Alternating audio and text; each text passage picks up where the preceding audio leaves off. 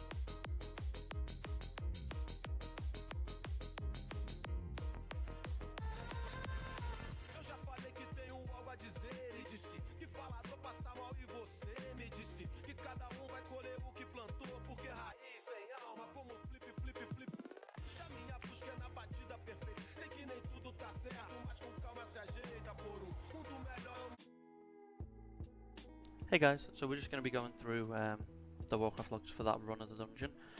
Obviously, it was on normal, so the damage in a heroic dungeon or mythic dungeon or mythic plus eventually will be scaled a lot higher than this, but it's a good indication of what Affliction is able to put out in these dungeon environments since the changes. So we'll go through all the encounters and trash, so we'll just go through the damage breakdown, then we'll look at individual bosses. As you can see, the bosses died quite quick, but what can you expect in a normal dungeon, you know? So we had double Warlock, Affliction, Demonology, and we had Arms Warrior. Arms Warrior is actually doing a lot of damage at the minute in Dragonflight beta, so it was blasting down packs before we could even get a few seeds out, or before Val Tate managed to actually fall off. But if we go into the damage breakdown for myself, so yeah, it's what you'd expect, right? It's the Seed of Corruption damage, Vile Taint, and Agony. So the important thing that I was trying to make sure that I got done was you want the Vile Taint going out before the Seed of Corruption, because with certain talents, when you Vile Taint, it applies Agony, and the Seed of Corruption will actually give you stacks of Agony. So you can be, 5 or 6 seconds into a trash pack and you're getting up towards 6, 7 stacks of Agony already, which is it's a big damage increase, right? It's quite important to make sure that you get the timings right. You can seed, and then if you know it's not going to explode in a couple of seconds, you can Valtane afterwards and still manage to get the agony stacks, providing that the seed doesn't explode too early, right? But I do imagine this is kind of what a typical AoE breakdown would look like. The higher Mythic Plus you end up going in Dragonflight, of course, Malefic Rapture will perhaps take some precedent over Seed of Corruption, because it manages to keep up your dots, and we don't want dots falling off like your Agony, or it's quite important to make sure that stays up in the higher keystone. So I can imagine we see Malefic Rapture becomes more viable the higher key that you go, providing Seed of Corruption damage doesn't scale far too high. But if we look at the bosses,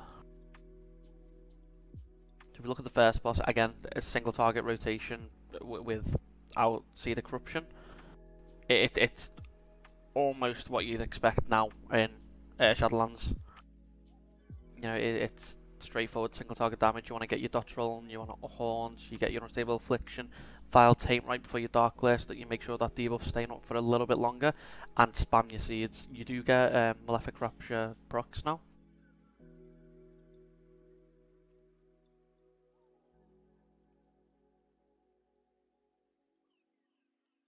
So you do get the Malefic Rapture proc still, which means you don't have to use a Soul Shard on it. But there is a talent as well where you use a Soul Shard to gain a certain buffs from different abilities now in Dragonflight. I can't remember what it's called off the top of my head, but feel free to look up yourself on the Wowhead, or it's you want to make sure you're doing that before the trash, because otherwise you're wasting a shard and it feels clunky. So you want to make sure that's always up. But for the majority of the boss fights, it's the same damage breakdown. If we just look at boss fight encounters, it is Malefic Rapture on top. That Corruption, you're playing Absolute Corruption, so it does do that bit of extra damage. It doesn't have a drop off it. It's infinite in regards to uptime. And yeah, obviously you want to make sure you've got the CDs up before you coming up to the boss. But again, guys, it's Affliction plays the same now, with the exception of you are using Seed again. You want to make sure that you're using Seed and then letting it explode in the Vile Taint, so you get the maximum amount of Agony stacks before finishing off a pack. I will be doing more dungeons on the beta. Obviously when I get to level 70, it'll be going into heroic dungeons, doing the Mythic Zeros when they finally come out, and I'll be able to get a bit more of a clear-cut picture of what the damage breakdown's going to look like. But for now, this is the best we can do until the extra content comes out and we're able to go up to heroic dungeons and such. But yeah, I think that's all the information I have. So thank you for watching, and feel free to subscribe and like. I'm going to be doing more of these dungeons. I'm going to be playing all 3 Warlock specializations and uploading videos as well. So there will be quite a few videos coming your way. And if this is something that you're interested in, happy days. Feel free to pop back in and see if we have anything else to show. Alright, thanks guys. Take care. Ta-ra.